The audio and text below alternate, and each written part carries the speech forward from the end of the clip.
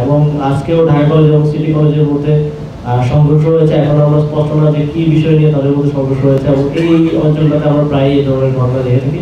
তিতুমির কলেজে যে ঘটনাটা ঘটেছে সেটা অত্যন্ত দুঃখজনক। আমরা দেখেছি সেখানে 15 বছরের প্রবেশকারীরা কিভাবে ট্রেনের ভেতরে পাথর ছুঁড়ে একটা বাচ্চার পর্যন্ত মাথা ফেটে গেছে। এ ধরনের দুঃখজনক ঘটনা ঘটেছে।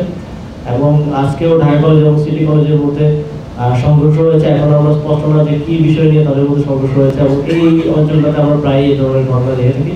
এক্ষেত্রে ছাত্রদের প্রতি আমাদের আহ্বান থাকবে যে যে কোনো প্রকার উস্কানির মধ্যে না পড়ে যেন আইন শৃঙ্খলা পরিস্থিতি বজায় রাখার ক্ষেত্রে আমাদের যে নাগরিক দায়িত্ব সেটা আমরা পালন করি, এই আহ্বানটা আমি জানাতে চাই। শ্রম অঞ্চলে অনেক বেশি গ্রিভেন্স ছিল, অনেক বেশি অসন্তোষ ছিল।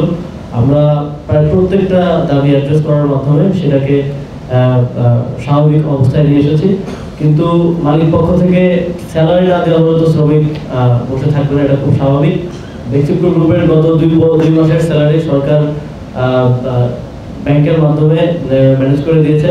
তবে আমরা এটা এভাবেই চলতে থাকবে সেটা চাই না, আমরা একটা স্থায়ী সমাধানে যেতে চাই। সেজন্য একটা হাই পাওয়ার কমিটি করা হবে, যারা একটা প্রস্তাবনা দিবে। কারণ অনেকগুলো কারখানা আছে যেগুলো আর চলমান রাখার কোনো বাস্তবতা নেই, তাদের অর্ডার নেই, এক্সপোর্ট নেই, সেখানে শ্রমিকদেরকে রেখে এন্ডলেসলি তো আসলে কন্টিনিউ করা সম্ভব না।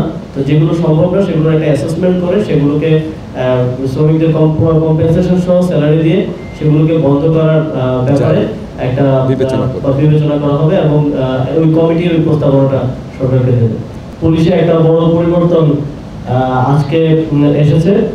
পুলিশের আইজি হিসেবে নতুন দায়িত্ব পেয়েছেন পুলিশের এসবির সাবেক প্রধান বাহারুল আলম, এবং ডিএমপি কমিশনার হিসেবে নতুন দায়িত্ব পেয়েছেন শেখ সাজ্জাদ আলী।